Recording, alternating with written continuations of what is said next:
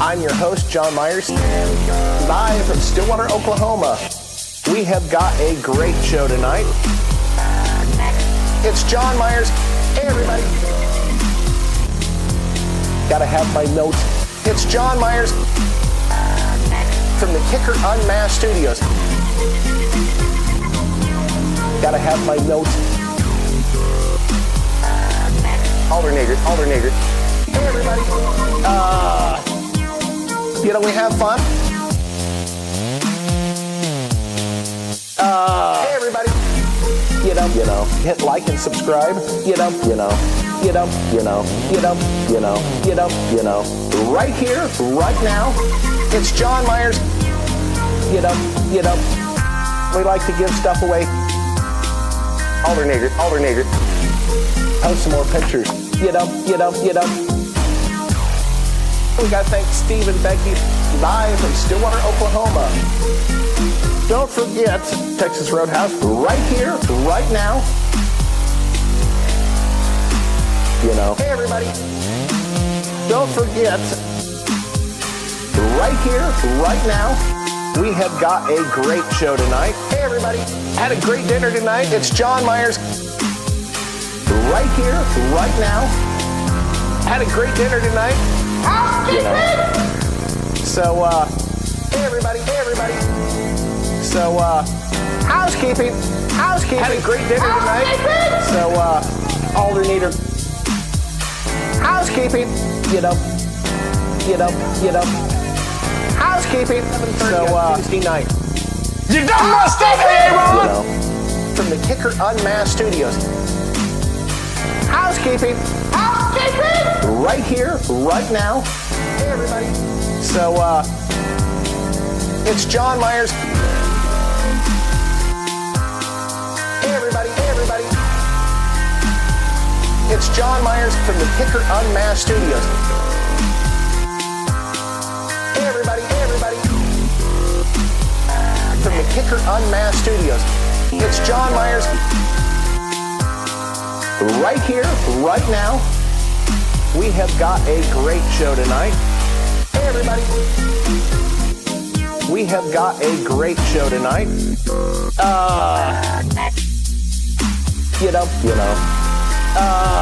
It's John Myers. Hey, everybody. Right here.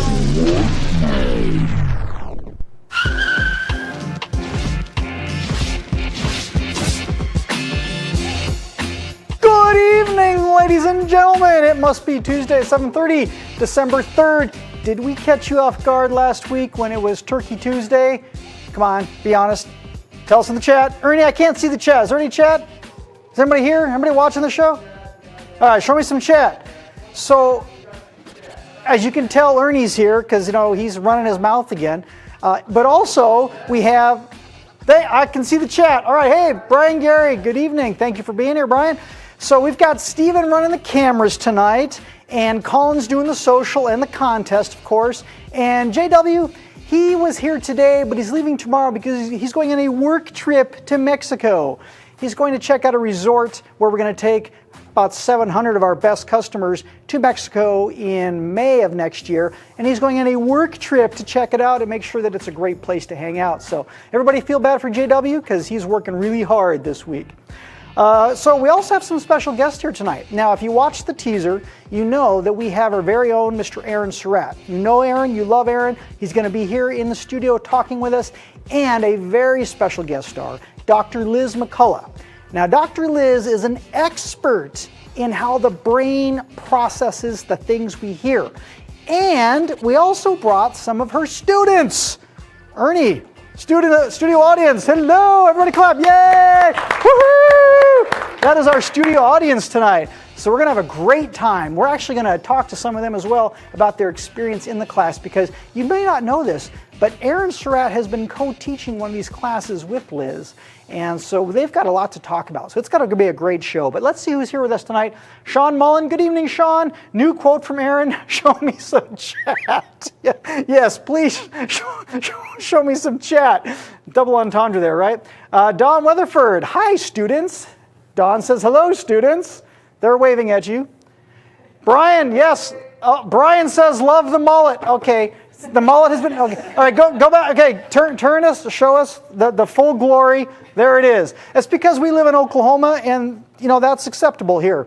In fact, one of the most famous Oklahomans has a really fantastic mullet. So yes, Brian, thanks for calling out the mullet. We are all enjoying that as well. DIY audio guy, let's get this party started. Well, since you said it, we're going to do that. So we're going to take a minute break. We're going to bring our friends from the green room into the studio. So we'll be right back in a minute, so hang out.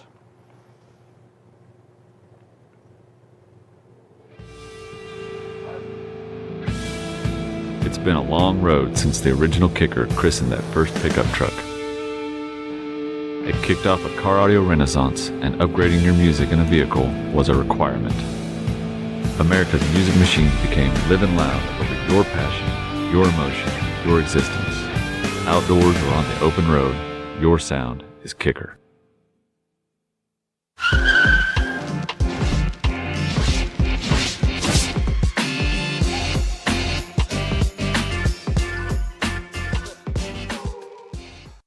Music is my passion, my livelihood, and it's in my DNA. My pals at Kicker Marine Audio gave me a chance to take the music, what I love and listen to, at home, on stage, and in the car, onto the water. Hi, this is Jason Bonham, and I want to say a big thank you to my friends at Kicker Audio for inspiring the songs and the stories behind the music that inspires America. Go overboard! This is your time.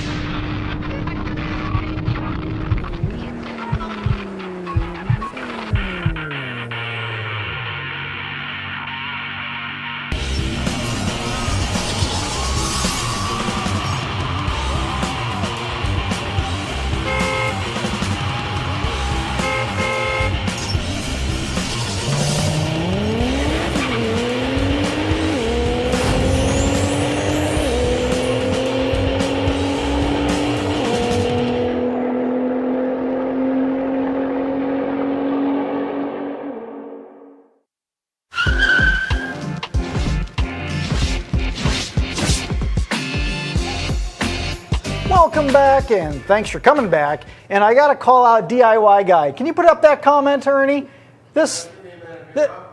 A break is not starting the party. Starting the party is starting the party. Thank you very much. That's a true statement. But we had to prepare the mullet so the party could really get rolling on. So thank you for that. So let's introduce, first of all, Aaron. Aaron, we know and love Aaron. Aaron, tell us again what it is that you do here at Kicker. So I work in the R&D department. I help out with some speaker design, crossover design, building prototypes, and whatever I can do to help the R&D department. Now, it's important to note, he didn't say that he works closely with Mr. Irby, and I think that's fantastic. And I want to say that because not everybody gets to be Irby's second ears, right? So that's pretty special, Aaron. Yeah, it's cool. You know, I've always been an audiophile, and I enjoy audio, so the fact that I get to sit down with Steve and geek out a little bit on audio and approve a lot of our in the process, involved in the process of approving a lot of our products, it's pretty cool. Yeah, yes, it's definitely an honor. And as I mentioned in the intro here, you actually have been co-teaching a class. Yeah. With Liz. Yeah. And that's pretty special too. Yeah, it's pretty cool. We've got all these honor students over here. By the way, I got to throw that in. They're honor students. They've worked very hard. They have to have a certain GPA to get into this program. So kudos to them. But this all kind of started back, if you guys remember from last year, we had a UnMasked show called The Sound of Science, where a couple of students came here to Kicker a few times a week, and we built displays on how to visualize sound. Well, Liz was our contact on that. She actually hit Steve up, and then Steve hit me up and said, hey, would you be willing to work with these students? And we did. You all saw some of those displays, at least those of you who watch the show on a regular basis. So it's kind of worked into this. Liz came up with this idea to co-teach a class, take the sound even further. And as Aaron mentioned previously, I kind of handled the speaker design part of it. We even made instruments. We'll get into a little bit of that as we go along. But kind of my part of it was how sound is generated. And then her part of it is how the brain processes sound. We should introduce Dr. Liz McCullagh, since we haven't actually mentioned that she's sitting right here next to me. Hi, Liz. Okay to call you Liz? Yep. Thank absolutely. you. So, Liz, tell us more about you and what you're doing, and you're a doctor of what exactly? Yeah, so I think of myself as an auditory neuroscientist. I know, it sounds fancy. I'm in the biology department, so my questions are really around biology and specifically how, as Aaron said, the brain processes sound. So I'm less specialized on the ears, but more what's happening after that and how our brain is processing that information and understanding who's talking, mostly actually trying to figure out where a sound is coming from. So some of the earliest processing that our brain does is actually telling us, the sound's from over here and not from over here, which is obviously really important so you don't get hit by a car, right? Or you can talk to somebody and know that you're speaking and not you, right? So our brain does that, and that's really the pathway that I'm most interested in. But I also teach at Oklahoma State University, so I teach neuroscience, but then since Aaron and I had worked together on this exhibit, I was like, hey, how cool would it be if we could teach some students about what we've basically been working on as part of our exhibit and come up with a course together. And one of the things I thought was coolest about it is that we're really partnering industry and academia, right? So we're giving them experience to come here, check out KICKER, see what it looks like to work here, to build stuff, to be involved in the design process, but also still learn, the basics behind how it all works, right, and that kind of stuff. I'm going to jump ahead for just a second, we'll come back. I know that our audience is going to want to ask about staging and imaging of audio systems, because an ideal audio system, you'll be able to place in your mind where you hear the instruments and the vocalists across the soundstage, and it can be challenging to do that in a car, especially because of the weird angles and where you're sitting and where the speakers are located. So reflections, right. So we want to talk about that a little bit later, but just to prime you thinking about that, because that's one of the things we geek out on for sure. Well, and as part of the class, we actually went to the McKnight Center here in Stillwater to talk about the acoustics of those rooms. And I know some of them are interested in theater and design and that kind of stuff to understand how, having different things on the walls, right, is going to affect the way sound is perceived in the room. What are the best seats in the house, all that kind of stuff. Awesome. Okay, so we kind of covered how this partnership came together between KICKER and OSU. And if you don't remember, Mr. Irby went to OSU a few years back, right? A few years ago. Now we've been in business for 51 years, so he's been around a while, and so has the relationship with OSU been around for quite a while. And actually, we're going to show some pictures. We're also teamed up with the OSU wake team, and we outfitted their new boat with I almost said something inappropriate, a really great audio system. And so we're going to get some pictures of that too, and we're going to be shooting some videos of that later this week with Carlos. So with that in mind, let's talk about, first of all, what happens to our ears as we get a little older?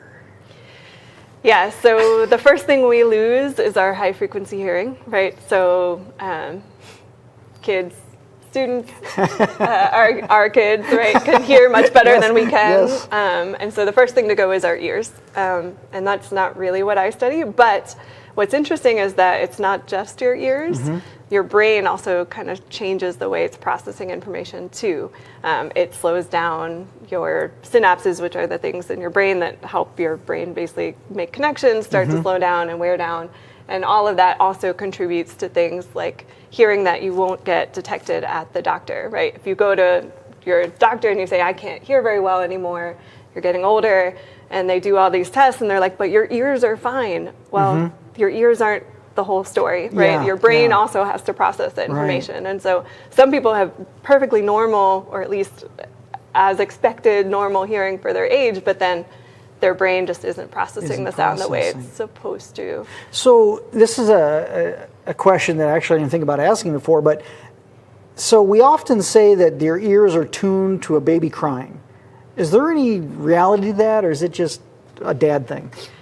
So Yes, and that's something that we're really trying to figure out in the lab right now is why you can detect particularly your kids, right? Yes. Because if you haven't had kids before and you hear a baby crying, unless you're a nanny or somebody who's worked with kids, it may not be relevant, right? And if anything, you're like, okay, yeah, make that stop, right? Yes. But for parents, right, you hear that and you go, oh, that's my kid, and that's a wet diaper cry, right? Like you know even maybe what it means. Yes. But specifically, since I'm focused on sound localization and where sounds are coming from, what I'm interested in is how do you know immediately where your kid is? Okay. Right? Like if you hear all the kids on the playground at once and your kid falls off the slide and is crying, you know it's your kid and not some other kid immediately. It's weird. And you know where they are, right? Like you could run to them. It's like the superhuman mom strength, right? With the car. And so our lab is really interested in using animals to help us answer these questions. So we're using an animal model called a prairie vole. Okay. And they're super cute, fuzzy creatures. And they form pair bonds. So much like humans, they form these tight bonds with each other, and they both the male and the female care for offspring. So we're using them as a nice model for people because they have very similar behaviors. Sure. And so we're trying to see kind of how their brain maybe processes this information about their offspring and how that might relate to human. Same kind of ability to localize sounds like us finding our kids. Yeah. Well, Aaron and I are both fathers of daughters, so we have a very vested interest in being able to find our daughter. Yeah, I have two of those too. You got so two there, yeah. So you get that. So, Aaron, what do you think about what we've been talking about so far? I mean, you're kind of getting into this area with the classes. Well, it's all new to me. So I learned right along with them when it comes to all of the stuff. I think we should call him Professor Aaron from now on. Yeah. Okay, Professor Aaron. Upgraded. Adjunct professor. Adjunct. Affiliate. I don't even know how to spell adjunct. So another thing that you've kind of highlighted in your research is how this relates to autism. So talk a little bit about that. Yeah, so much like when we're aging, right, brains are different, right? And as we age, our brains start to get slower and process things differently. But a lot of people with autism are really sensitive to sound, and we don't know why and where in the brain that's happening. And so that's, again, something that we're looking at in the lab, using animal models, again, not people, but we're actually studying a genetic form of autism called Fragile X syndrome. Okay. And so this is the most common genetic form, and because we know the genetics, we can actually change those same genes that we know are disrupted in the human into a mouse. So we can basically create an autistic mouse and then try to study how their auditory systems are different. Okay, I'm a simple person. So you're taking the gene out of a human being that is a marker for autism. So we know the gene in humans, the same gene exists in mice. Okay. And so we can basically change it the way it's similar in humans. So we don't have to do any transplantation. We just take that gene and we break it the same way we break it in a human. And then it creates a very similar kind of form in a mouse, right? So mouse behavior, human behavior, very different. But they actually have a lot of similar autistic features in a mouse version to what we would see in people. So we can use that as a system, right, to say, okay, do they have trouble localizing sounds, right? Is that where the issue is? Because you can imagine if you have all these sounds in an environment and they're all happening at once, and you can't separate this sound from this other sound, that's going to be super overwhelming, right? And that's what this brain area that I studied does. So we're interested in, is it really early in the brain, because this is like one of the first areas in the brain to process sound, is this already messed up, or at least altered, and make it harder for people to live in these kind of noisy acoustic environments. Yeah, I myself, working in this industry for a lot of years, I also have a hard time sometimes understanding if there's multiple conversations going on. And actually right now I'm dominating the conversation. Let me see if we have any questions from our audience before I get too excited. Any questions? Ernie, Clint Black, good evening, Clint. Thank you for being here. What part of the brain recognizes audio signals? So a lot of different areas of the brain. So a lot of our sensory systems, you perceive something, in this case sound, right, with some sort of receiver. In this case, that's our ears. And that information then goes into the brain, which does one part of processing. So the first part of processing is actually this figuring out where sounds come from. And it happens like that because it's really important, right? It has to happen super fast. Sure. So it's some of the fastest synapses in the brain, again, these connections, to allow us to say, okay, sounds here, not here. Well, then what do you want to know next, right? Well, who's talking, right? Okay. So then you get added layers of higher other brain areas that kind of start to process the information in different ways, right? How does this sound make me feel, right? So you get other brain areas that then are recruited to be like, oh yeah, this is, makes me happy, or this was my wedding song. And so it sparks memories, right? And then other brain areas. So it's not so simple to be like, this is the only auditory area, right? Because there's lots of connections between areas of the brain that talk to auditory pathways. But what I think is one of the coolest things, and related to that frequency that we talked about with aging, right? Where you lose your high frequency hearing, is all of these cells that respond to auditory signals are what we call tonotopic. So they're specific to frequency. Okay. So you have a cell in your brain in different areas that loves 2K. Okay. 2 kilohertz, right? And it's going to fire every time you hear a 2 kilohertz tone. And then that'll fire in a different brain area for 2 kilohertz or whatever. So if you have lots of complex music, you're firing more synapses in your brain because more of these cells that are tuned to those different frequencies are all firing at once. Which is why at dinner, Stephen asked the question about classical music. Can you explain that theory a little bit? So Stephen asked if listening to classical music makes you smarter, right? Yeah. He's trying to figure out ways to. Gonna try anything. And my response was, it's not so simple, right? Because any complex acoustic information, Metallica would be maybe really great, right? Because it has lots of frequencies that you're exciting in your brain. And so it doesn't make you smarter per se, but it is using more of your brain, right? Because more cells now, because you have more frequencies playing, are responding to those different sounds that you're hearing. Great question, Clint. Another question from the audience. Whew, we got 13 questions lined up. Wow. Living Loud with Andy. So real quick, Andy is one of our greatest fans. And Andy brought his fiance here to Kicker, and we married them here at Kicker. That's hardcore. So thanks, Andy, for being here. When playing loud bass, which is what we love to do, why does the brain give my arms goosebumps? Is it purely the great Kicker sound, or is it all in my head? Probably a little bit of both. Yeah, Acoustics helps. Typically, well, at least with my experience, goosebumps are an emotional response. Yes. So you're just loving your stereo so much that you get goosebumps is probably what it is more than anything. Yes. Yeah. And they are Kicker goosebumps, by the way. Eugene, hello. Thanks for being here.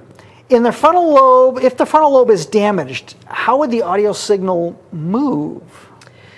So your frontal lobe is actually mostly important in like processing of decisions and risk-taking behaviors. A lot of this is why they say that young men maybe don't have that developed till a little bit later. At you guys over there. So your frontal lobe, you would probably still be able to process auditory information the same, but the quality, right, and the decisions around that may be different, right? So you might have alterations due to what that brain area does, because like I said, a lot of these areas talk to each other, right, to give us things like emotional responses to sound. Sure. Great question. Thanks, Eugene. Next question. Randy G. Good evening. Thanks for being here. What earplugs would be best for bass heads? That's a great question. What do you think, Aaron? Big, Yeah. well protecting earplugs. Like something that you see on the gun range, probably. Yeah. Shooting headsets. We've used those in the past a lot in the shop. Back in the day, a lot of our guys who worked in the shop also tuned vehicles for our competition group.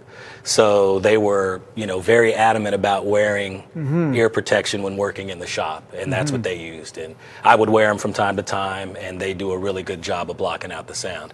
Which, by the way, as we've talked about hearing loss a little bit and the aging process, you can exacerbate that aging process by being a tough guy and getting in these loud SPL vehicles without any earmuffs or anything. I know people do it all the time. Yeah. I just want to throw that out there for you guys. You are damaging your hearing. Yeah. It's slow and it's over time, but it's a really good idea if you care about your hearing, to protect your hearing. And not only is it the low frequency stuff, but with the trend towards PA speakers and bullet tweeters that are super loud these days, that's something else to consider. So just to add to that, Randy, when I was doing a lot of demos on a regular basis, I would wear in-ear foam and the shooting goggle or shooting headset on top of that. And I don't know how many dB it knocks it down, but it's at least 36 to 40. Yeah, it's so pretty significant. Substantial. Yes. So yeah, I took it pretty seriously, and fortunately, at my age, I can still hear pretty well. So I'm happy that I did that. Bobby Burkett, hey Bobby, what time did you clock in tonight? Like 4 o'clock, maybe? Yeah, we started at 7:30. Aaron, did you play for Dr. Liz the Wall of Boom? Yes. And we did actually for the students too. It was a good chance to go over to them and ask them what they thought about their visit to Kicker. Definitely. Yeah, let's do that. When they came. So did you all enjoy your trip to Kicker? The boom wall, the Bronco. What'd you think about the Bronco? Did it move your mullet some? Yeah. Kind of shook my vision too. Wasn't expecting that. It was pretty cool. It's something like you see in videos. You're like, I want to do that, and then you do it, and you're like, oh my gosh, this is insane. It was cool. Anybody else? Anybody else? Yeah. Yeah, we got to experience pretty much everything here at Kicker that will shake you, and I mean, I found it hard to even breathe in there. I couldn't believe what was going on, but yeah, we got to see that, and yeah, it did shake your mullet. The Bronco did. His hair was all over the place. So yeah. I don't know if we have any video queued up, but we've got video of it. Yeah. Anybody else got any thoughts on your visit here to Kicker? Now is not the time to be shy. All right, I guess I don't want to take the mic. Thanks for the front row. So Clint Black, I already like the Doctor's University, and I don't know where she attended. Oh, we didn't mention Oklahoma State University? So I'm here. Maybe he's asking where I did my. Yes, give us your lineage. So I was an undergrad and master's student at Virginia Tech, go Hokies. And then I did my PhD in Chicago at the University of Illinois, Chicago. Wow. And then often before you become faculty, you have to do additional research. And so I did a postdoc at University of Colorado Anschutz, which is a medical campus. So yeah, I've been all over the place, Colorado, Chicago, Virginia. Yeah. And your husband is also in similar fields, right? Yeah, he's a chemist. Chemist, so, okay. So you guys are moving together, hopefully, all these? Yes, and in science, it's a big nerdy joke. They call it the two-body problem. Physics joke. Yes. So it's always hard in academia to get two faculty positions. One is tough enough, but then to find two where you can both fit in, which was what was great about OSU. Mm-hmm. Once they found out about my husband, they were like, "Oh, bring him out!" And then within like a week, they had an offer for him as well. So that's great. we were like, "I guess we're moving to Stillwater." I love Stillwater. Good question. Another question. Baseaholic, good evening. Thanks for being here.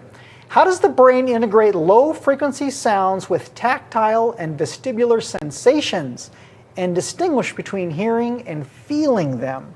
Wow. Woo, that's a great question. Just Googled a bunch of big words. Well, what he's talking about, right, is that our inner ear is really tightly linked with the vestibular system, right? We have these coils and other things that help us detect vibration and knowing my head is upright, right? Mm-hmm. And so a lot of times if you have this really low frequency sound or, the things that are shaking you and vibrating you, they're not just activating your ears, right? They're also activating your vestibular system. Right. And so there are pathways, they all go through a similar area of the brain as to what I study that measure those kind of balance and vestibular type responses. Some animals, because I study a lot of different creatures, actually use some of those vibrations as part of their ability to localize sounds, which I think is super cool. So really they either low have, frequencies? They have like coupled ears, like an amphibian. So like it's actually the pressure that activates the other ear, and then they actually compare between the two of the two ears. Salamanders actually use vibration from their substrate to localize things. So there's a lot of specialists out there that do some really cool stuff with vibration too. So now I have my own question, because in audio, we generally, the lower the frequency, the less you're able to localize it. So what you're saying almost contradicts that. So it's partly that there's two pathways actually in your brain for localizing low frequencies versus high frequencies. Oh. And part of that has to do with the size of our heads. Okay. So as humans, we're actually relatively good at doing that timing, or doing low frequency hearing, because it requires timing between the two ears. Okay. So a big sound wave, right? A low frequency Sure. wave is going to hit one ear first and then the other ear. And our brain can actually compare the arrival times between those two Okay. ears to figure out this low frequency sound came from over here. But a high frequency sound, you can't do that, right? You have too many waves between your two ears. So you're actually using intensity cues. It's louder at this ear because our head will actually shadow a little bit of those dBs to the other ear, and it can become Okay. softer. Okay. So we actually have two parallel circuits in the brain, one that's doing most of this low frequency timing difference type computation, Okay. the other that's doing loudness. And so you actually have kind of separate circuits that, much like a crossover or something, you may maybe have some frequencies that overlap, right? That you do both that low frequency detection circuit and the high frequency detection circuit. But because you have these separate circuits, they're different, and so they're operating differently. And some people may be really bad at the timing difference, right? And that may be what you're getting at, right? Is for low frequency, some people just aren't as good at that one, right? But a lot of animals, especially like the small rodents I look at, their heads are just way too small to use those timing difference cues. So they're using mostly those intensity cues to try to figure out where sounds are coming from. And their brain reflects that. It's pretty cool. Like if you look in their brain, they actually have less of their brain dedicated to those timing processing than they do to the intensity processing. Which is pretty neat. But like elephants are probably really great at low frequency hearing because they have big heads, right? And they can try to use their head, right, to help them detect those time differences between their two big ears. I have so many questions, but we got to get to the audience. Thank you, Bassaholic. More questions. Sean Malin, good evening. High resolution audio. Has Liz studied how people process frequencies between 20 hertz and 40,000 hertz and beyond? Ooh. Most people I know cannot hear that high. Nope. So no, I have not looked at that. Lots of animals can though. So mice can hear up to 100K, which is intense, right? And dolphins also can hear really, really high frequencies. In part, I think maybe he's getting at some of these echolocation and other things. So maybe there are some people who have some good hearing in that range, but I would guess that probably is due to their differences in their cochlea and less having to do with the brain's ability to process. Because essentially our cochlea is a frequency detector, right? You're getting high frequencies at the base and then lower frequencies kind of as you go up the cochlea. So maybe those people have some specializations in that, high frequency hearing, but I don't know. Interesting. Good question. So, Aaron, I know this comes up quite a bit in sound quality contests and such. And what are your thoughts on that topic?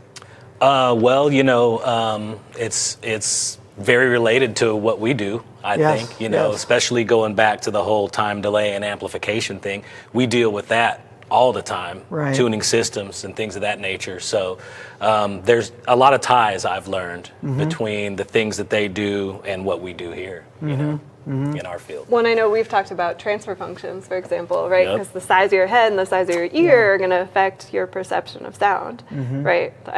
So, they actually, as part of the Sound of Science thing, helped me design a system where we could actually measure it's called head-related transfer function of small animals. So we created a movable speaker where we can put little microphones in the ears of animals to then detect the frequency response that their ears basically give them.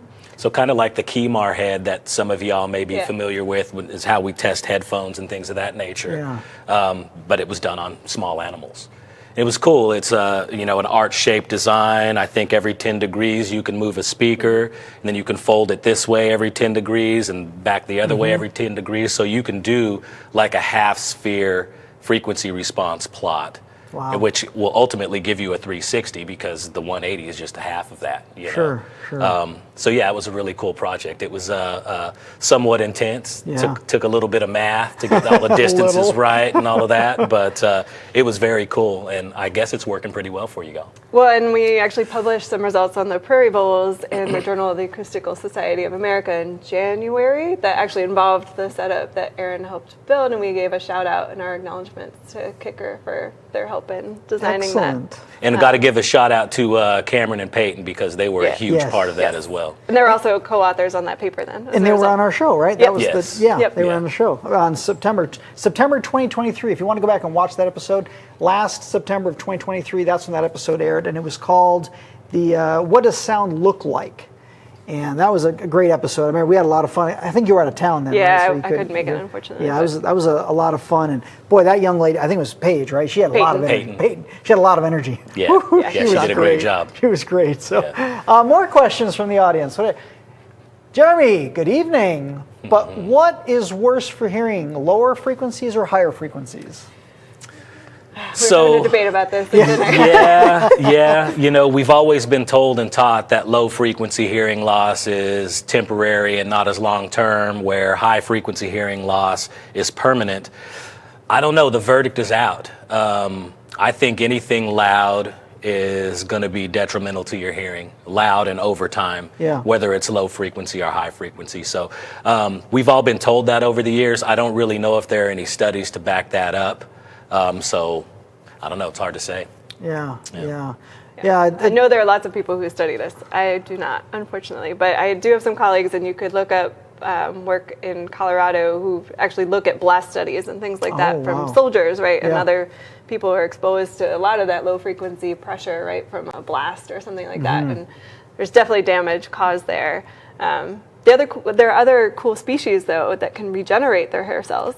So it's hair cells right in our ear that die, right? Talk about that for just a second. So it's hair. It's not hair. It's actually it's called a hair cell because they've got these little funny things on top of them. But they're basically a pressure sensor. So they move with the pressure wave of the sound, and that's what activates, your ear and then the brain corresponding to that frequency. But it's those that are at the base of the cochlea that do the high frequency hearing that die first, right? Partly because where they are, right? They're most exposed to everything because they're right at the base of the cochlea, the most exposed to sound that you're hearing, whether it be low or high frequency. They take the most wear and tear. They're getting the brunt of whatever you're listening to. But chickens, for example, and some other birds can actually regenerate those cells. Wow. So a lot of people who are looking at hearing loss are actually using those as model organisms to try to figure out, if we could regenerate those cells, right, then we wouldn't have to worry about this as we age. Or you could listen to your music as loud as you like, but we can't do that yet. So. Well, we do anyway, Liz. We do anyway. I don't think what I said earlier is going to make any difference to any of these guys. They just tuned us out right now. So, next question. Sean Lynn, good evening, Sean. I find myself turning the volume up louder in the morning on the way to work versus driving home, where I usually don't want it as loud. Is that normal when waking up? Louder in the morning? I mean, I could guess.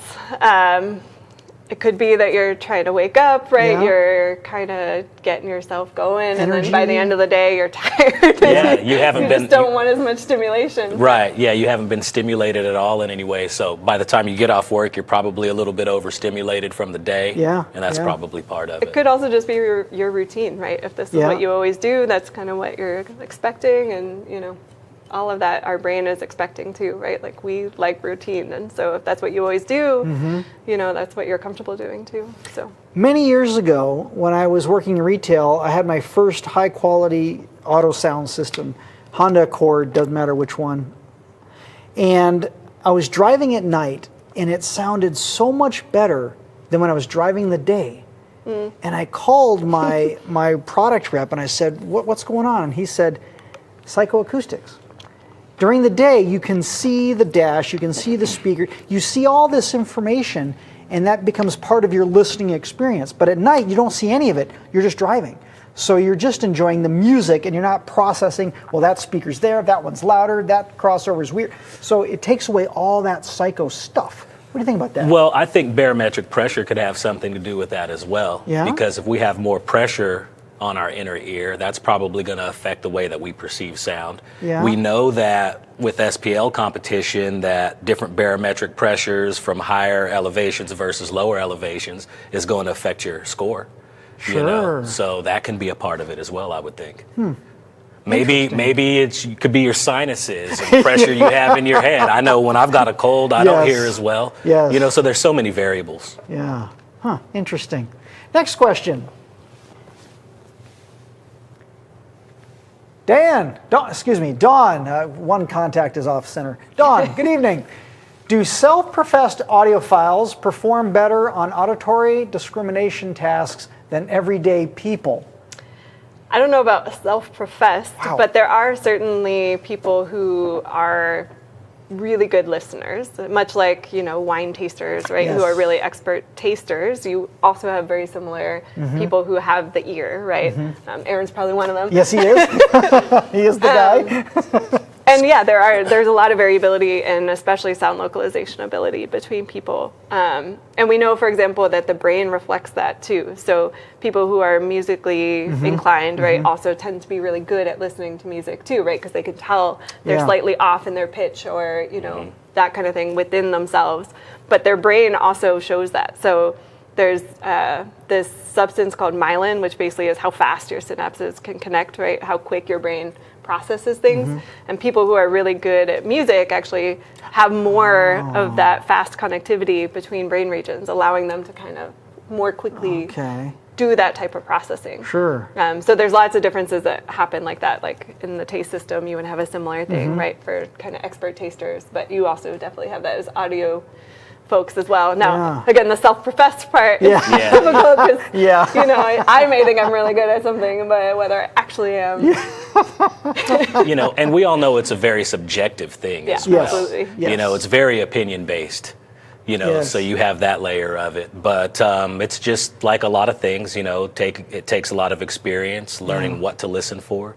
As Liz said, being a musician helps. You know, knowing what to listen for, having some training, playing in bands through school or whatever it is where you learn music. You become a better listener and know what to listen for. You know what an instrument's supposed to sound like. You know what a hi-hat's supposed to sound like. You want it to sound like a crisp hi-hat. You don't want it to sound like two pieces of sandpaper rubbing together, like a lot of tweeters sound. You know, so just that kind of stuff. Many years ago, I had a friend who called me up one day and she said, "Aaron, you ruined me." What are we talking about? She says, "I can't buy cheap speakers anymore. I'm in the store and I can't buy anything cheap because you ruined my ears. Now I know what it's supposed to sound like. I can't buy any garbage anymore." So you can make an audiophile. I think we might have done that in the class. Yes, audiophiles. Good. They're nodding their heads over there. Next question. What do we got? Bad speakers anymore. Tin, good evening. Read years ago, stress levels rise with higher decibels. Ooh, good question.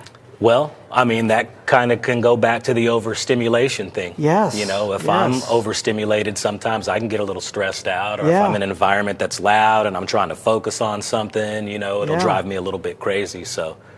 Yeah, and I mean, I think loudness also can often be perceived as threat, right? So if you have something that you think is going to hurt you, right, then your stress response is going to kick in, right, and you're going to start to feel stressed out. We do in our lab something called a startle response. We'll play like a quick sound to have the animal jump, right? Well, it's got to be stressful, right? Because the animal's jumping, right, in response to the sound. So again, it probably depends on how short or long too, right? Or if you're expecting it or not expecting it. So if you ramp up a sound slowly, right, that's probably going to be much less stressful than if you just suddenly have, you know, some really loud sound playing over you. It's like we've all been spooked. Get your heart rate up a little bit. You know? When you're turning your volume up louder, and you used audio sense turn on, it takes 5 seconds for the amplifier to turn on, and now it's 3/4 full volume. It scares you. We've had that experience, right? What's wrong with this? But I was thinking about a long time ago. I read a study about airplanes and the droning of the engine sound in an airplane making you sleepy. Is there something to that? I mean, I don't know the research personally, but I know, like, for my kids, for example, we had the snoo, which is like the fancy, crib that rocks them. Yeah. This is kid number 2, right? We understood how much sleep we needed. Yes. And so it plays like basically airplane noises, right, for kids to calm them, right? And because sometimes having that noise and that constant noise, like my girls both still listen to white noise, right, as they're going to bed, can help you kind of turn off the other things, right, that are going on, not for babies, obviously, but as we get older, right, in our heads, and that exposure to that sound can just kind of dull everything else so that you're just start to zone out. I wish it worked for me on a plane, but I can't sleep on planes. It doesn't work for me, unfortunately. And I want to sometimes. Bassaholic, how do low frequency sounds or intense bass stimulate the fight or flight response? And what are the mechanisms behind the associated release of adrenaline and dopamine? Wow. Take a minute. You got some smart. We got a great audience. You got some smart people in this audience. So I don't think it has to be necessarily low frequency sound in particular, right? But any unpredicted sound or a sound that sounds threatening, right, is going to activate that response. And basically that response is going to happen on a really fast time scale, right, where you're going to get ready to move, right? That's the flight and fight part where you're trying to get out of there, right? And you're going to activate all of those stress pathways. More adrenaline's involved, and your heart rate goes up. You start sweating, right? Your pupils dilate. All of this kind of stuff. Again, because you perceive a threat. So any sound that you might perceive as a threat could do that for you, right? And then dopamine is often associated with like reward, right?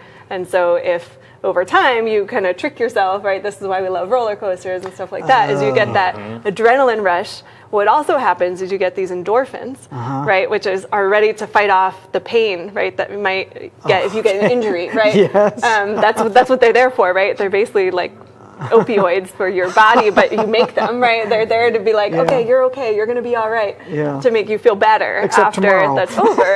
And so dopamine can be activated too, where you feel rewarded for that, right? If you thought it was fun, right, at the end, and you're like, that was cool, right? You did the boom room, and then you're like, yeah, that was awesome, right? And then later you got this huge rush of like reward, like I want to do that again.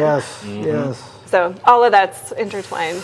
And that flight response, especially in the stereo systems that Drew are into. Now, Drew's into sound quality also. That's Bassaholic, by the way. But he's also into big SPL systems.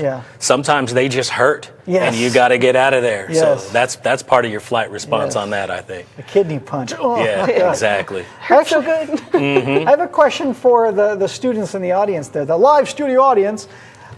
If you listen to music while studying, please raise your hand. Okay, so all but one listen to music. What kind of music do you listen to? Anybody? Metallica. Lots and lots of Metallica metal. Metal? Okay. Too much. Anybody listen to classical or jazz? Yeah, I mean, I listen to a lot of stuff that doesn't have like words in it because it stimulates my brain too much. Like I have to be thinking about the music. So like I'll listen to like piano music. Okay. So like very simple piano music. It can't be too complicated either because that even stimulates my brain too much. So yeah. You raised your hand back there? Yeah. What do you listen to? I actually listen to brown noise when I study. Brown noise? What is that? It's just like a frequency that plays. Make the sound for us. I don't think I can. Oh, come on. Like a fan? What? Does it sound like a fan? Yes. Yeah. Okay. Somebody else. What do you listen to? I just listen to random stuff that's on my playlist. Random stuff. Yeah, like so pop music, just anything that comes up. Really. Hip hop, you said? No, just pop. Oh, pop music. Okay, so pop music. So anything with words in it. Because I'm like this gentleman here. If I hear words, I can't focus on what I'm trying to read or study on. So, but you can do it with words in the background. Yeah. Interesting. Anybody else? Yeah, I can't listen to stuff with words either. Like sometimes I'll do a movie soundtrack or just like classical music. Yeah. Okay. I think for me, it really depends on what I'm trying to do. Like, Jeff. If I'm like cramming for an exam, I need something really upbeat with a lot of repetitive lyrics because if it repeats it over and over, it kind of like tunes it out in the back of my brain, and it Okay. kind of makes everything else muted, so I'm able to really deeply focus on something I'm trying to process really quickly. At least for me, that's just Sure. something. And if I'm trying to like work on something over a longer period of time, I'll pick like a calmer music or something with a more mellow beat, just to kind of like not burn myself out too quickly, but also just have something to keep me stimulated over the longer period of time. Okay. Do you feel like your studying is more effective with background music versus no noise at all? I think it really depends. Specifically in those like cramming moments, it definitely does help because I'll be so like, not trying to say panicked, but I'll be so like trying to get in a bunch of information really quickly, and having that allows me to drown out everything else. Especially like, as I mentioned, if it's something really repetitive, my brain can just kind of mute it, and I can just focus on what's at hand. Cool. So, yeah. Anybody else? Thoughts? Input? No? I'm on the flip side. I can't listen to music while I study. I'm going for a journalism degree, so it means a lot of my papers are writing based. And if I have words, I find myself accidentally typing the words. Yes. And so I had a number of friends suggest instrumental music, but the keyboard I use at home has a very there's an auditory response to it. It's very tactile. And so I would find myself attempting to subconsciously type to the beat, which is a terrible idea for any academic paper. So that's why I can't. I thought that was of note.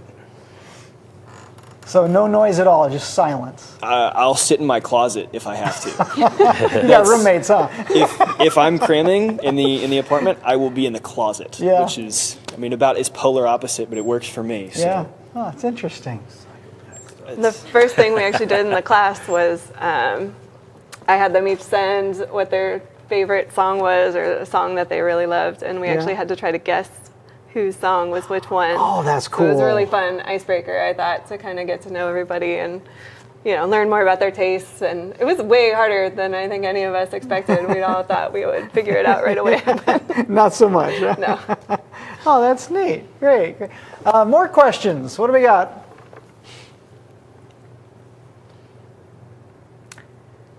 I'm not even going to say that. Good evening. Have you ever heard of someone bursting a blood vessel in their eyeball during an SPL demo? Ouch. No, I haven't, but there is a viral video that was going around where a lady with a glass eye got in an SPL rig and they hit the base and her glass eye popped out. Oh no! But I'm not aware of any blood vessels. At least it didn't But shatter. you can find. I'm sure you can find that on YouTube. Yeah. I actually think it might be a Steve Mead video. Yeah. Wow. Jeez. Have you ever heard of this? No. Okay. I'm concerned about people getting hurt all the time at some of these SPL shows with as violent as the bass is. Yes. But I haven't heard of any bad stories. No heart attacks or anything, So. Clippo ripping the roof off his van. I mean, my God. So have you heard of Kyle Clippo Rutherford? He's one of our guys, and he runs a bunch of our gear. And his minivan actually literally ripped a hole in the roof from the violence of the flexing. Wow. It's just, and I don't know, 3 windshields, 4 windshields now? What's the name of the band, Aaron? What's the name of the band? The van! Wasted information. It's an inside joke, so we won't bore you with the details. Thanks, Ernie. Next question. William, good evening. I can say William. How might we weaponize sound like in 1984 Dune movie? Yeah, I mean, I don't want to give away any DoD secrets, but I guarantee you this is something that folks have looked at, right? It's not so much a science fiction, I'm sure, right? That there are definitely ways that they could do this that would, really irritate, if not harm people, right? So. Yeah, I know focused beams of sound have been around for a long time, and you can feel it, and if you can feel it, then they could hurt you with it. So I'm sure that it's reality. Great question. Let's move on. Good evening, Randizzle76. Oh, we know Randizzle. Good evening, Randy. What materials make for the best sounding speakers for sound quality in separates or subs, and why? We got some materials right here. We do have some materials Should right we jump here. into this? Well, we will, but let's answer this question first, because it's not all about materials. It's about how well the edge of the cone, where the surround meets the cone, is damped. It's the depth of the cone. How rigid is the cone? Are there any features in the speaker that help it, like in a mid-range, for example, to eliminate breakup at higher frequency? Because most speakers, mid-range speakers, have they'll play nice and smooth and flat up to a certain point, and once they get up to that point where they can't reproduce those frequencies very well, the frequency response gets pretty choppy. So I would say materials, and unless it comes to tweeters. I'm a soft dome tweeter guy. I mean, that's just what I like. Too. I've had a lot more consistent, good results with soft dome tweeters. But when it comes to other speakers, a lot of it has to do with the engineering. I think more of it is in the engineering than it is the materials. You can make just about any material sound good. You just have to make that material do what you want it to do. And then there are things like carbon fiber versus paper. Well, if you want paper to be as rigid as carbon fiber, then it's got to be thicker, and then it's too much mass, and you lose a whole bunch of efficiency. So these are all the thought processes that go into making speakers and making them sound good.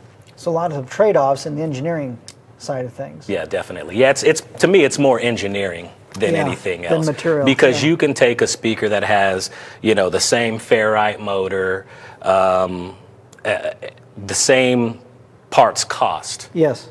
And make one sound way better than the other. I know that in the development process of the Solo X, we discovered that there were some other options out there that looked fantastic on paper, but they just didn't work very well. Yeah. And it helped us to focus the direction we really wanted to go with it. So it's a lot of compromises. Definitely. It's a balancing act. You change one thing, it affects everything else. Yeah. So it really is a balancing act, which is where the engineering comes in. Great question, Randy. Thank you. So shall we talk some about these? Yeah, so we might as well. These are some of the projects that we worked on with the students. In fact, in class, they glued this mid-range together, and they glued this mid-range together. This is just, we got our parts from one of our vendors. They sent us parts like this, separate parts. So separate cone and surround. Cone and surround are already attached. Separate spider, voice coil shim, and voice coil. This was like the capstone for the classes. They had to build these speakers. Yes. We did it in like the first half of the semester, really. That's cool. Yeah, and then one of the cooler things is they got to come here to Kicker after we'd built them to actually test how good of a job we did. So we took the student speakers and ran through our tests. Mm-hmm. Oh, did anything pass? Yeah, everything passed. I mean, this one actually sounds pretty good. We even did a crossover design that they helped with in class. We sat there on the software and tweaked it, and I think we made a pretty good relationship between the mid and tweeter. In fact, maybe you have a picture that you can show. Ernie, can you pull up my laptop, please? So this is our entry-level CS speaker, but we got that pretty typical smiley face curve that people like to listen to. It's pretty sparkly on the top, but still relatively smooth with a good dip. There is some breakup on this cone. Again, it is a lighter weight cone. It's a shallower speaker. We make these for fit. The cone's not super rigid because then that would add weight and we would lose efficiency. But we came up with a pretty good crossover and a pretty good relationship between the mid and tweeter. And this is, of course, we make a crossover for this product also. Yeah. But this was completely designed by the students in class. So the crossover is about, Ernie, can you put that graph back up real quick?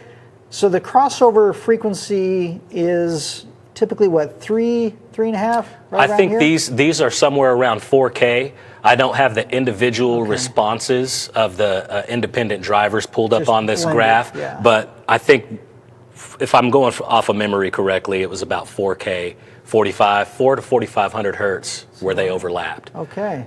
Now, the transfer function of the crossover, for example, is going to be a lot higher than that. The crossover point is where the two speakers overlap. A lot of times, you have to play a tweeter quite a bit higher than that to make that happen.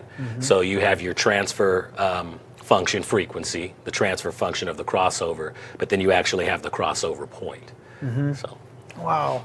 So there again, there's a lot of trial and error in putting together the components to figure out what's going to give you the best response overall. Yeah. Yeah. And even building the speakers, right? Aaron, it was your first time actually building a speaker from scratch, right? Yep, I've never glued a speaker from scratch. I've always been spoiled and just been able to grab stuff off the shelf to use for prototyping.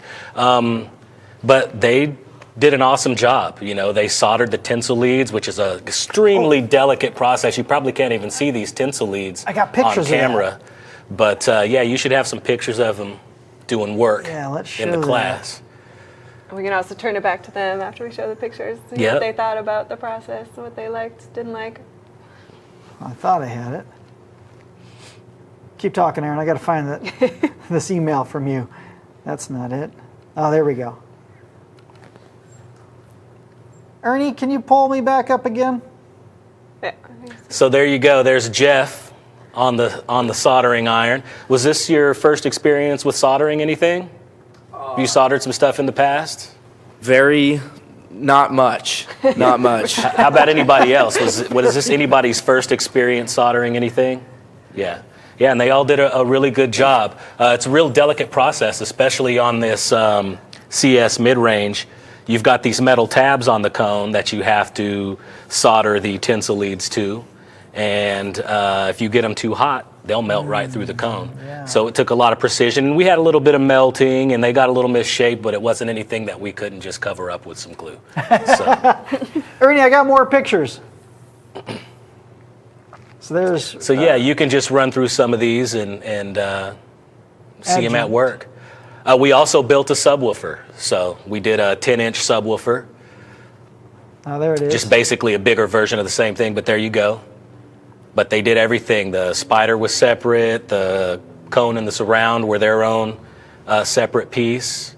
Again, you can see that green piece right there. That's a voice coil shim to make sure that when this is put in the motor assembly, it's lined up properly and that your voice coil doesn't rub the pole piece or any other parts of the motor structure.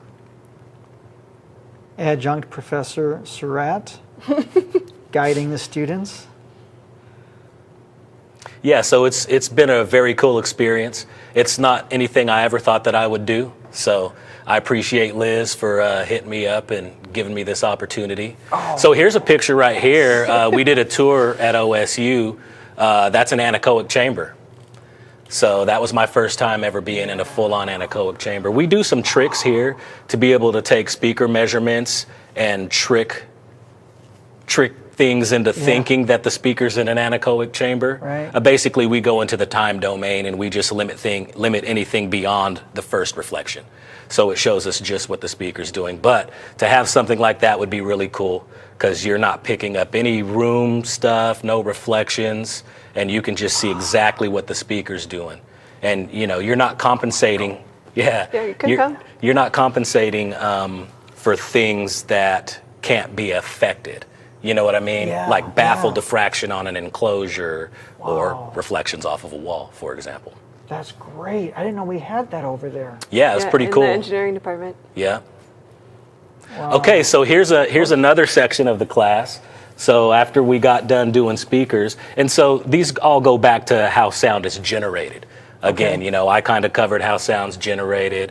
Liz covered how our brain processes it. But we made some instruments. We made a kazoo. I don't actually have one here today. But we also made these flutes, kind of like a recorder. We got enough parts for everybody to make their own flute. Can you play it? This is a flute in G. No, I can't really play the flute. You knew it was coming, right? No, unfortunately, Andy, our student who is a flautist, is here with us. Yes. She would But this is a flute in G. It's the G major scale, and it really works well. And if you get the mouthpiece done right, they sound pretty well too. Yeah. So this was a fun project. Did y'all enjoy this? Have fun doing this? That's cool. I told you have to try this. Okay, so what am I doing now? So we also made this instrument because we wanted to do a percussion instrument. It's called a cuica. So y'all have heard that percussion noise in music before. It's a Brazilian instrument. Yeah. It's a Brazilian percussion instrument. Plus, it just kind of sounds funny. And then we embarrassed them all by, you know, walking out of class and walking around campus while they played the cuica. Oh, I want to do this now. I know, man. The wild things are. Yeah. Is that too much? Okay. Yeah, right in your microphone right there. The audience is going, ah! Yeah. They just all tuned out. And we lost them. Oh, boy. So, yeah, it's been really fun. It's been really cool. They've been a pleasure to work with. And, yeah, I mean, anytime you can do some hands-on stuff versus a bunch of hardcore studying, How is that not going to be fun? You know? So we're going to get our course evaluations, but I'm curious what their favorite thing was in class. We want to go to you all. And UnMasked! What'd you like? Oh, this Anybody? is great. My favorite thing was touring kicker here. It was cool. The amount of stuff here to look at, just like a nerd's dream. No, I'm not saying y'all are nerds. I'm a nerd. But like, We are. it was like my happy place for a day. Touring this thing, my jaw was dropped the whole time. I'm like, oh, that's cool. You know, I like that. I liked all of it. It was fun. It's a good class. Thanks. I think my favorite part was just not having exams. Like she said, it wasn't very study-oriented. It was more experience-oriented, which I really liked because you could walk into the front door and be like, I have no clue what's about to happen today. So great. I think it was cool. I mean, just from, both building the speakers and then also just learning about how we perceive sound. Some of it was pretty technical, and then some of it was just as fun as building a flute out of a PVC pipe. Yeah. So yeah, it was just a lot of fun. That's great. Personally, my favorite part of it is the first time it's being taught from my understanding, and so there was some input from us as to what we got to learn. I had particular questions that I know, like, how does sound bounce around in a car? I had never thought of that before, but we'd asked about it and then ended up touring the Greenwood School of Music and their acoustic environments. It's not something that I would have known going into it, but I asked about it, and we ended up having a whole section about it, and I had a great time learning about there's a lot of different ways sound gets reflected off of other surfaces, and the surface matters, and the airspace matters. Yeah. I had a great time learning about that personally. That's great. I really enjoyed building the speakers. I think that was really cool. Like Aaron said, it was a lot of our first time soldering, and that, what was it called, the speaker? The tinsel lead, yeah. The tinsel lead, that was a lot easier for me than the not melting through the speaker. We had to use a little bit of glue. But in the end, I know my group, we're missing 2 of our people, but both of our speakers worked pretty well. Aaron said that he probably wouldn't be able to tell if they were built by some college kids or not.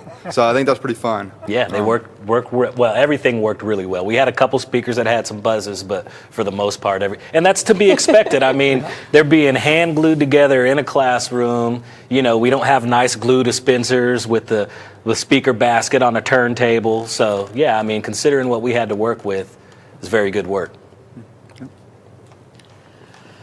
I mean, really, what to pick? This class was awesome all the way around. I think one of my favorite things, I can think of 2. Doing the virtual reality, Professor Liz brought in some Oculus headsets, and we got to see 3D models in like a virtual space of like an eyeball, I believe it was a mouse's brain, and a mouse's cochlea as well, part of the ear, and being able to see those and like move them around in 3D space was really interesting because you got to visualize it in a way that never really was possible before. That technology was invented, and something I had never even thought about being able to use that type of stuff for, and just being able to like look at it was incredibly cool. And then I really enjoyed the anechoic chamber as well, weirdly enough. I know some people think it's like kind of like creepy or eerie, but I thought it was really interesting getting to go in there and like you could hear everything. The way they had it set up was the floor was like a false floor. It was a net, and then beneath it had more of the like foam spikes.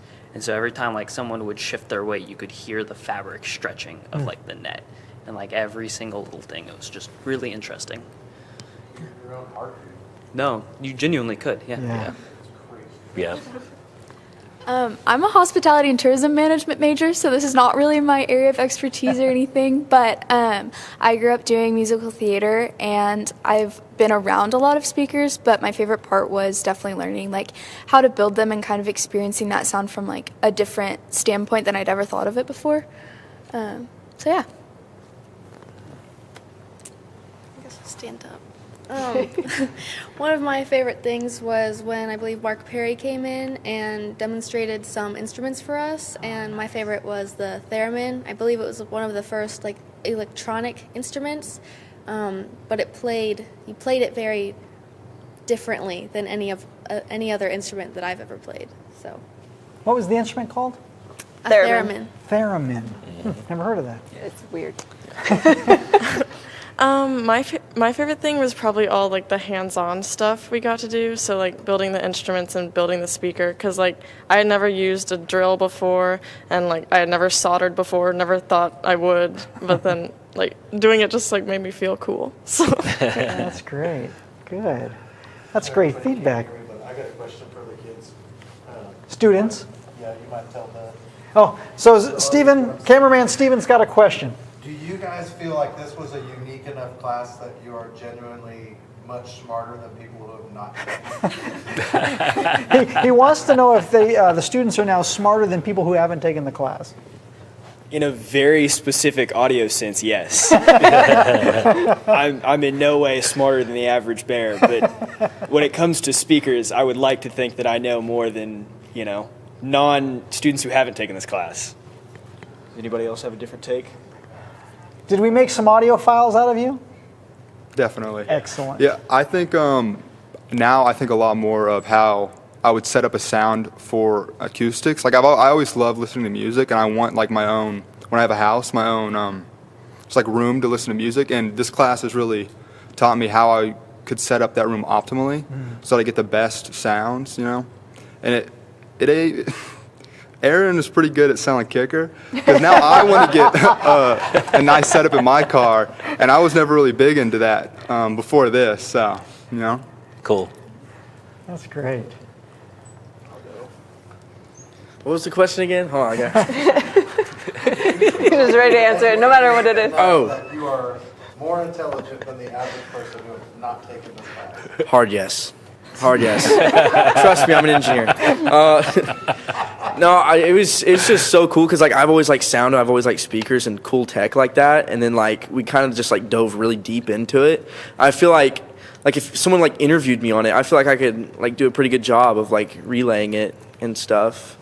And about the audiophile part, it's kind of a negative, because now I think my car sounds horrible, the stock speakers. So I've heard some really good sounding stuff, so kind of makes everything sound bad now. Made me like spoiled in a way. Yes, you've become an audiophile. Yeah, unfortunately. Good man. Great question. Well, let's take a couple more from the audience, and then we're going to wrap this section up and let these folks go back to whatever it is they're going to do tonight. So, Clint, again, I think it's your 10th question tonight. Is there any relation between dementia and hearing loss later in life? I don't know explicitly. I would imagine, this is me guessing here, but I would imagine that there is, just because, things that happen in dementia, right? It's your brain aging, and I said, it's not firing like it was. Yeah, the same things are happening in your brain that are encoding that auditory information, and so you're probably gonna not hear as well as you did when you were younger, right? Sure. Good question. Another question. Randy, good evening. Question, how does listening to bass above 150 decibels affect the interior of your body? I assume the vibrations are transferred through everything. Yeah, 100%.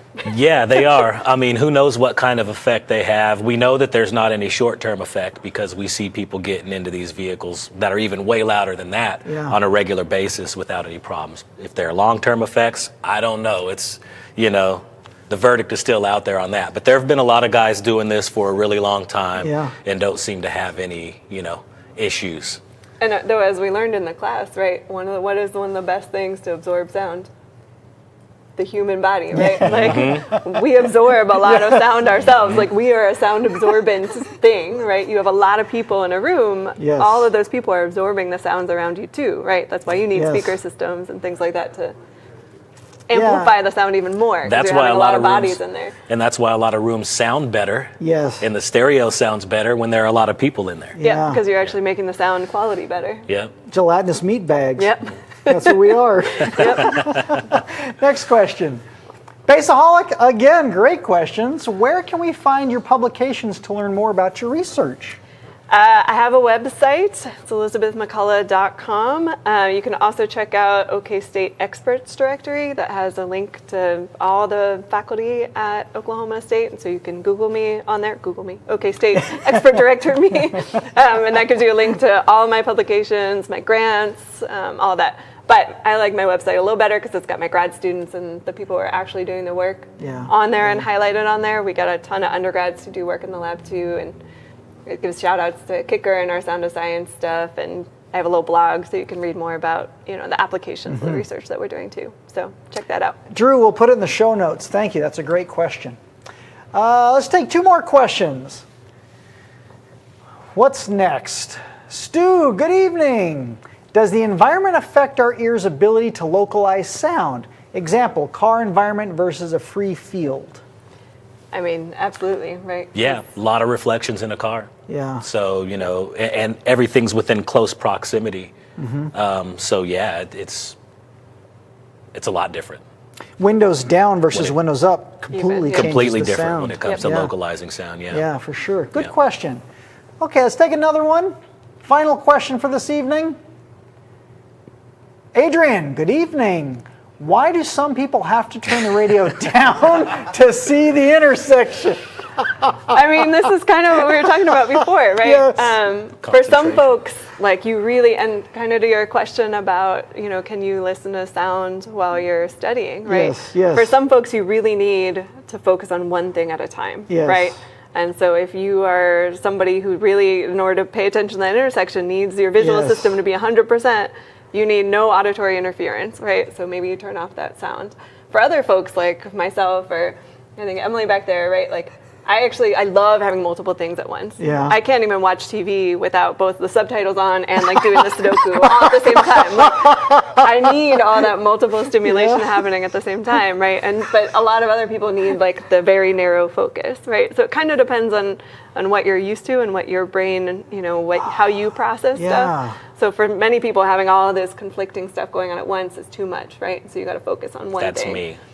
But other folks, like, I need the music on, I need to, be checking my phone and looking at the, no, I'm just My kidding. sister, So, multiple things. Okay, so I have one last question. I'm going to take the honors here. So is there, in your research, is there a relationship between introversion, extroversion, and sound and what we've been talking about tonight? I wish I knew the answer to that question. That would be super interesting. I would guess that one's hard though too, because I don't think it's a binary, right? Like, you can come do this show, right, and yet still be an introvert. Right. And other folks are extreme extroverts, but love to take some quiet time, right? Yeah. So I would guess it's less of a relationship than you would think, but could be interesting to look at. Okay, great. Oh, wait, no, I'm sorry. There is one more question. There is one final question, and I just learned about this tonight. What is a teacher-proof ringtone? Student ringtone. Anybody answer that? For younger students, typically, a teacher-proof ringtone would be a very high frequency, ideally above what where old people can hear. We're making assumptions, Aaron. Thanks for trying to be nice to us, Parker. In theory, older folks will lose a bit of that higher frequency hearing, and so the theory goes that if you make a ringtone that fits within the range that they've lost, but you can hear, ideally your phone can ring in class, and hopefully you won't get called out for it. With a show of hands, who has a teacher-proof ringtone on their phone? None of you do, right? Yeah, okay. I think it's just called vibrate now. Just vibrate. Okay, good. Plausible deniability. All right, well, folks, thank you very much. This has been a super interesting show tonight. And I suspect we're going to have a lot of questions that we didn't get to, some follow-up stuff. Perhaps we can have you guys back again at some point. That would be great. Yeah, maybe whenever. Some research follow-up. And also, I'm not a medical doctor, so don't consider anything I've said as medical advice. Disclaimer. Okay, good. Aaron, any final thoughts on this? Like I said earlier, it was a real pleasure. I'm glad that Liz hit me up so that we could do this, and it was awesome working with these students, and I had a really good time. That's great. Liz, final thoughts? It's just been really, really great partnering with Kicker, both from our Sound of Science exhibit and now bringing it into the classroom. I I think it's great being here in Stillwater and having this amazing resource, both as an auditory neuroscientist, right, who can build me cool setups for my science, but then help with my teaching and, you know, help with outreach. So I feel like I get it all by working with y'all, and I really appreciate it. Excellent. Well, thank you for being here. It's such a pleasure to have you. And Aaron, we'll see you tomorrow. All right, man. I'll be here. All right, Ernie, why don't you give us a couple of minutes to clear the stage, and then we'll return. Be right back, folks.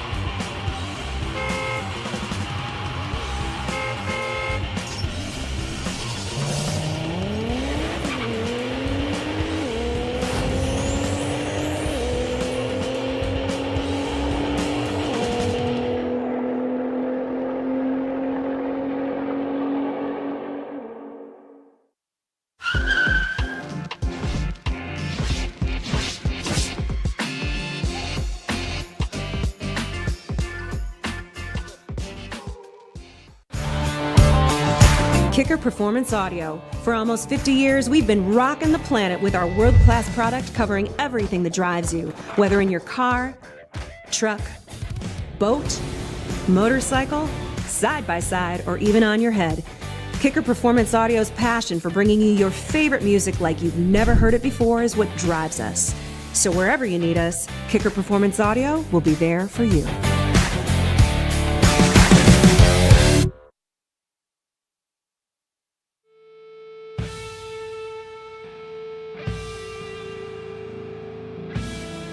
It's been a long road since the original Kicker christened that first pickup truck.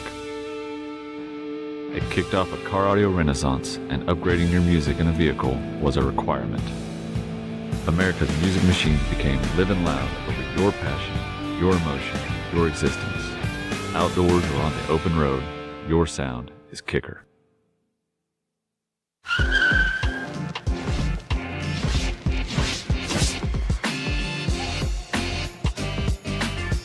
Was that a ton of fun or what? Music's my gosh, passion, this has been one of the most memorable, interesting episodes that I've been a part of, and I thank you all for being here for that.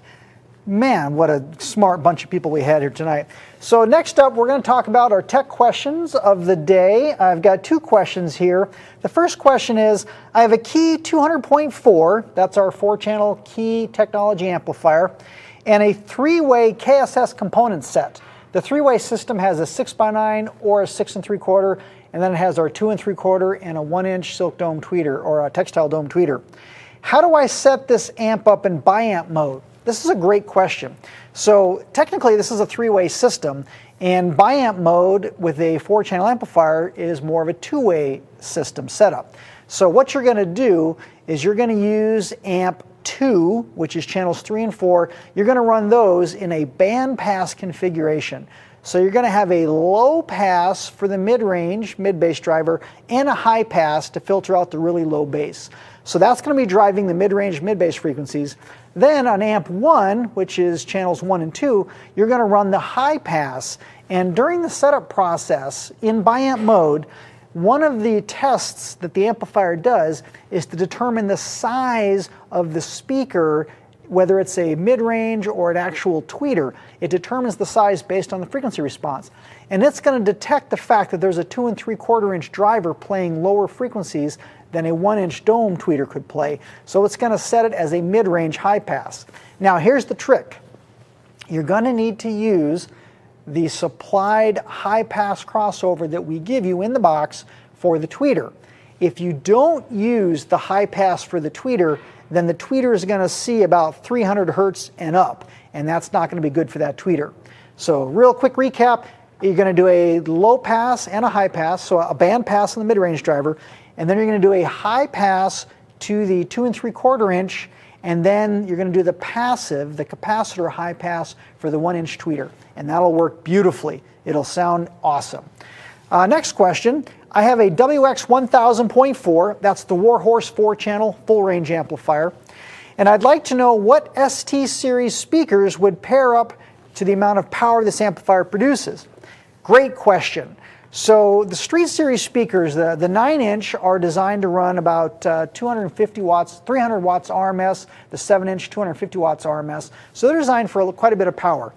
The Warhorse amplifier puts out 450 watts per channel into 2 ohms. So you can run basically as many as you want. Now, if you're going to start small, maybe you're just going to run one set of mids and tweeters, you're going to want to be sure and adjust the gains properly so you don't overpower the speakers with that much power from the amplifier. Now, if you add more speakers later, of course, you can readjust so you're getting the full power to all of the speakers. Now, because that WX1000.4 has a ×10 multiplier on the high pass section, you can actually run it like we described with the Key 200.4. You can run it as 2 channels for just your tweeters, as a high pass at around 3.5 to 4K. And then for your Street Series 7-inch or 9-inch, you're going to run a low pass and a high pass, so effectively a band pass for your mid-range drivers. And that would be the best way to set that system up. Contact our technical support and they can help you with the wiring, because we do offer 8 ohm and 4 ohm drivers in the Street Series mids, and we can help you figure out which ones you need. Great technical questions tonight. Let's see, what is next? Fail picks. Ernie, did you send me fail picks? I didn't see them in my inbox.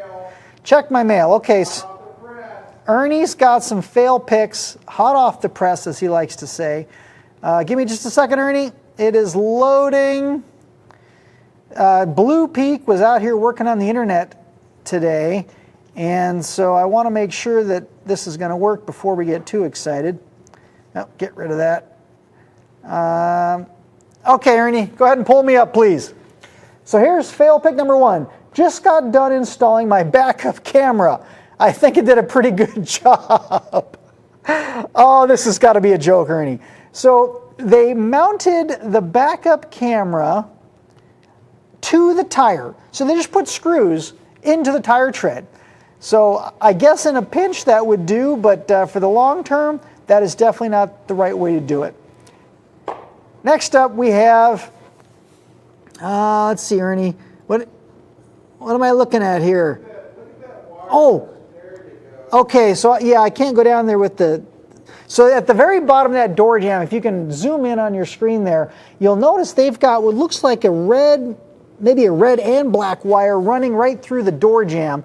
So of course, every time you slam that door, you're just going to pinch that wire again and again and again. And that is certainly not the first time we've seen that. What else we got here? Oh yeah. So, so that's local. So Ernie took this with his own phone, so this is a local guy. Now, instead of using the 50 caliber empty shell, they're using, looks like a wrench, a clamping wrench, a vice grip wrench. But hey, you know, if you can get FM, that's awesome, right? Okay, so those are the fails. And again, if the fail happens to be you, we're not trying to laugh at you, we're just trying to laugh with you, because we all got to start and learn somewhere, right? All right, so we did our fail picks. Now, I've got quite a few extra special pictures I want to share. We had quite a few things happen the last couple of months. And one of those things was we had a young man and his father and his mother, the three of them, they came to KICKER for a tour. The father reached out to me and said, my son is a huge KICKER fan. We'd like to come to KICKER and take a tour of the facility. Would that be possible? I said, of course. We do that quite a bit. And so they came down, and first I want to show you, this is this gentleman's birthday cake. So yes, he's 12. This birthday cake is an L7 subwoofer cake.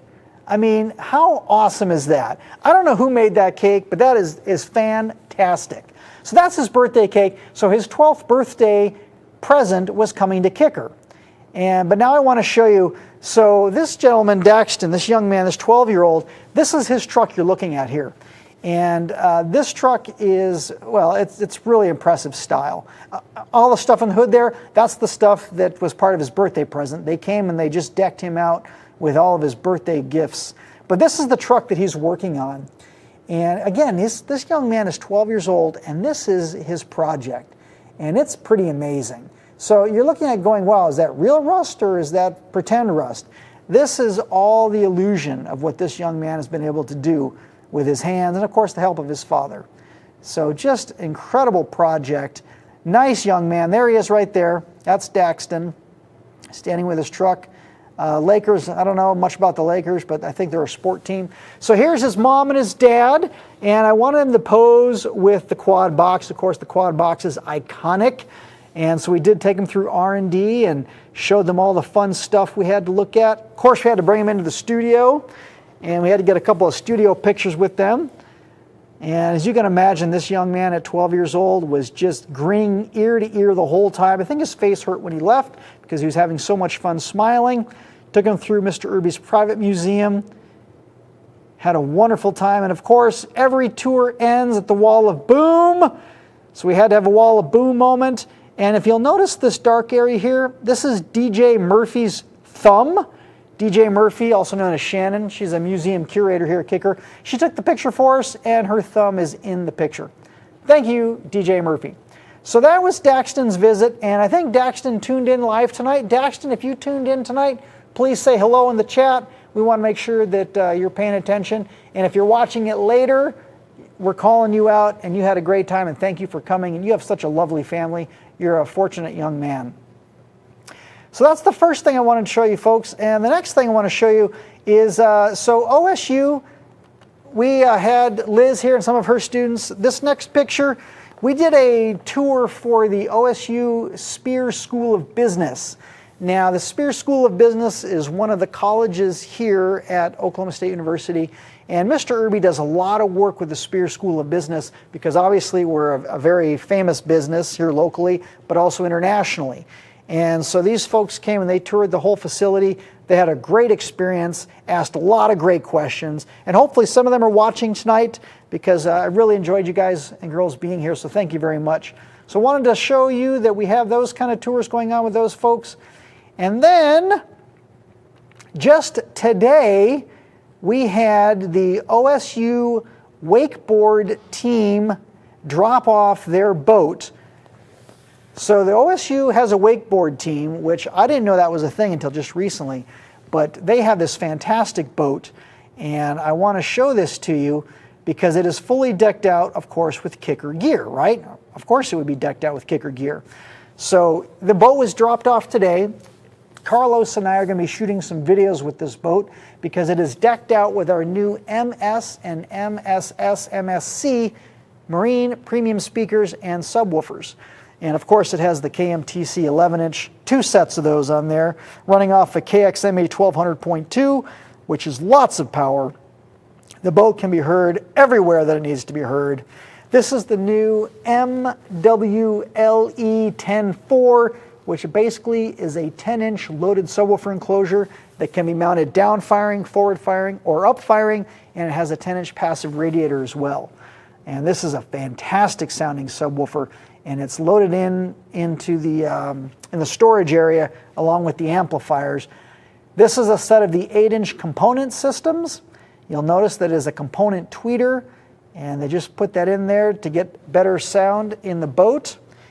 This is just another picture of those KMTC 11s. And wait, I missed one picture. They brought a gift for Mr. Irby. They gave him one of their official jerseys. Check this out. So now Mr. Irby has his own OSU Wake Team jersey. And you're saying to yourself, man, that looks really big. Well, they actually wear it over their life jacket. So that's why it has to be so large. But thank you, OSU Wake Team. Hopefully you're watching tonight because we really enjoyed you dropping your boat off, and we're going to get some great footage of it for the next couple of days. Okay, so there's a lot of things going on to talk about. And, oh yeah, two more things. Remember the Skills USA rigs that Jacob designed and built? Well, one of our schools here in Oklahoma, Francis Tuttle, they took Jacob's plans, purchased all the product from us, and then they built their own testing training station. Check this out. So here's where the subwoofer wiring is done. Here's the source unit, the KMC2. Of course, our 4-channel amplifier, subwoofer, and 6x9s. So they can do all of their testing right here on this mobile rig that they designed and built with our products. Very proud of you guys up at Francis Tuttle. Thank you for doing that. Looking forward to seeing that in the next couple of months. Now, you did miss Thanksgiving. Of course, we were not here in the building for Thanksgiving, but we had our world-famous Thanksgiving lunch before Thanksgiving, and I want to show you an image. We had 80 pounds of potatoes, and those 80 pounds of potatoes were peeled by these gentlemen you see here. So yes, they spent their morning peeling 80 pounds of potatoes, and then of course they were boiled, and then they had to mash 80 pounds of potatoes. So thank you, gentlemen, for doing these potatoes for us. This is back in our electronic repair facility. So they push everything out of the way, throw down that cardboard, and start peeling potatoes. So that was a lot of fun. Okay, next up we have, where are we? Boy, I've talked a lot, haven't I, today? Oh yes, events. So we have a couple of events. Not a lot going on because it is kind of end of the year. But up in Boise, we have our Arena Cross series going on. Boise, used to live there. Beautiful city. Loved living up there. Of course, right now it is full-on winter. But Arena Cross goes on indoors, and it's a fantastic event. So if you're in the area, check out the Arena Cross this weekend. Also, we have Base Wars down in South Africa. It is now spring/summer in South Africa, so they're having beautiful weather, and our friends with Base Wars are down there getting those folks energized. South Africa has a huge and growing population of car audio enthusiasts, and we are certainly a big player in that area. So check out those events if you're down there. Prizes. Let's give away some prizes tonight. So I assume, Colin, that you are ready with the prizes. Let's go for third place prize. Colin, who is the third place winner? Number 3 is at Brady Cott Amp from Indiana. Congratulations, Brady. What do you win? You get the UnMasked t-shirt, that guy right there. You get a couple of koozies, and you get the EB400 in-ear Bluetooth monitors. So enjoy that prize. Number 2 winner tonight. Who is number 2? Is Stephen G. from Ohio. Congratulations, Stephen G. from Ohio. You're the number 2 winner. You get a t-shirt, 2 koozies, and you get the TW2, the true wireless earbuds. You're going to love those. I've got a set on my dresser at home. They're fantastic. And number 1 winner tonight is AO2AW2 from California. Congratulations. You get the t-shirt, you get 2 koozies, and you get a Bullfrog BF100, which is my travel companion. I love it for hotels. I actually took it with me to Thanksgiving, had a huge family reunion up in Kansas, and that was the audio system for our Airbnb house. Fantastic product. You're going to enjoy that. So that is our show for tonight. Andy is doing his after show tonight, so be sure to check out Andy's channel right after we're done here. He's going to go live and continue the conversation. Next Tuesday at 7:30, Andy's doing Kicking It with Andy. So be sure to tune in next Tuesday for Kicking It with Andy. And our next show is going to be Tuesday, December 17th. And that'll be the last show before the new year. So be sure to tune in. That show is going to be a heck of a lot of fun as well. We're going to talk to a bunch of our retail partners and talk about what's going on for the Christmas holiday season with those guys and girls. So be sure to tune in. Thank you so much for being here tonight. Had a great time, great guests, a studio audience, so that's very rare for us. We love that. And I would say one final thought. If you're given the chance or the opportunity to be right or to be kind, please choose kind. Things will end up better. Good night, and we'll see you next time.